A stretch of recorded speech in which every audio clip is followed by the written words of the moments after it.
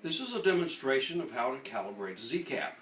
We don't have 3 switches, we only have 1, but we do have a box that can allow us to route the signals for close and trip to our 1 switch.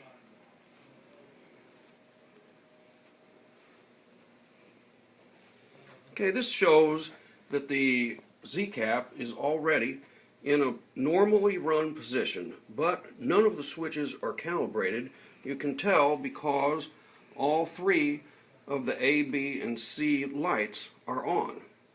So we'll start by calibrating phase A. We'll put this in the A phase mode.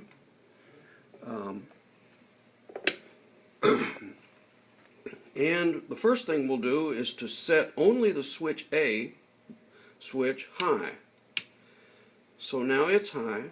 Now after we have these 3 switches in the correct position, we'll turn the cal switch down. Now it's ready to calibrate.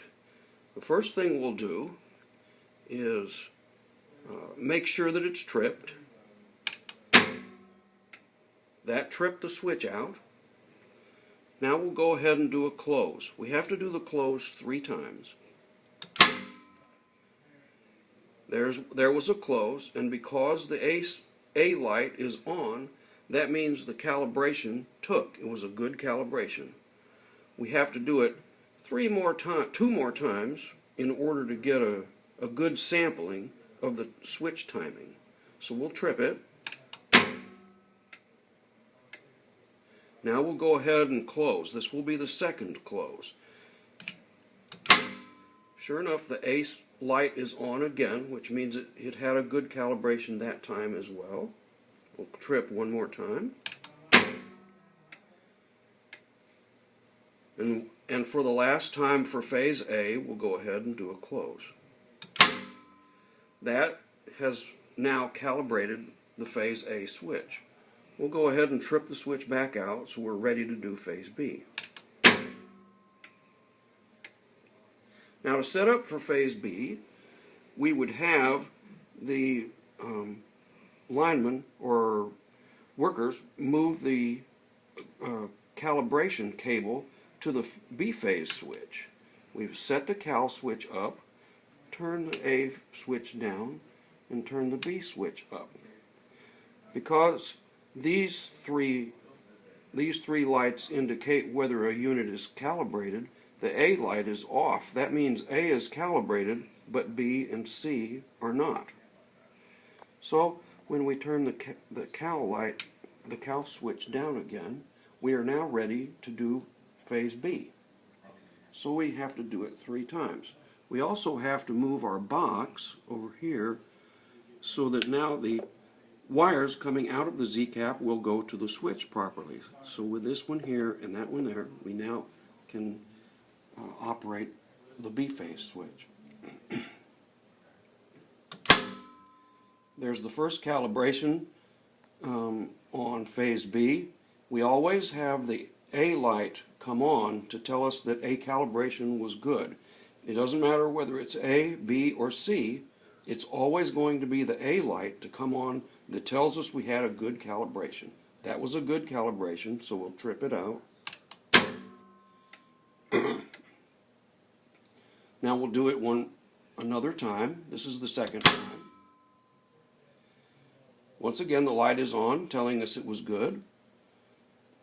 And we'll do a trip again. And now this will be the 3rd time for phase B. Once again, the A light is on, telling us that the B phase worked properly. That's all we have to do for phase B. It's now calibrated. So when we flip the cal switch up, we see now that both A and B are calibrated. Only C is not calibrated. So now we have to do phase C. So we'll flip B down, C up. We'll move our box now so that the wires will go to phase C switch, even though it's still the same switch. We'll move our cal switch down, and then we'll go ahead and do our close. We have to make sure it's tripped. Yes, it wasn't tripped yet. So now we're ready to calibrate phase C.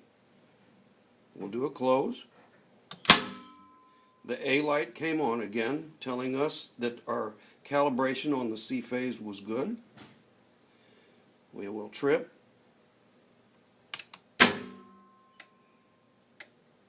We'll do a close again.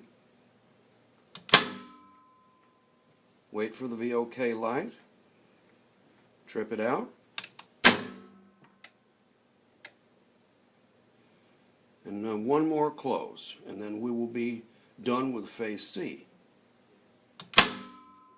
Once again, the A phase light comes on, telling us that our third calibration on the C phase was good. Now when we put the switches back in their proper position, all three lights are out, telling us that all three phases are calibrated. Let's take a look and see what would happen if we didn't have the calibration cable connected correctly. So we'll come up here and we'll just remove this so that it's just hanging down. Now let's see what happens when we try to do a calibration. We'll go back to calibrate phase C since we're already on it, and we're ready to try a calibration. The switch will close after we trip it. Okay, it's tripped. Now we're going to try to do a calibration on C phase. You see that it did close, or you heard it close, but the A light didn't come on. The A light didn't come on because it didn't get a good calibration. The calibration has to be done with the two clips from the calibration cable connected firmly to the switches. This has to be done when there is no high voltage to the switches. Otherwise there would be a short circuit through the Z-cap, and it would damage and destroy the equipment as well as probably hurt an individual. Now then, the switches with the cables connected properly, we'll see that we do get a good operation. We have to trip first, and then we'll do a calibration switch close. And we did it on phase C. We get the phase A light. Now let's see what happens if we put up the cal switch now. It shows that C is no longer calibrated. It's not calibrated because we didn't do 3 operations on C. Once we started a new calibration, we had to do three calibration closes in order to get it right. That's all. I hope this helps in understanding how to do the calibration. There is one more thing, and that is the end of the calibration cable plugs into the RS-232 connector. Thank you.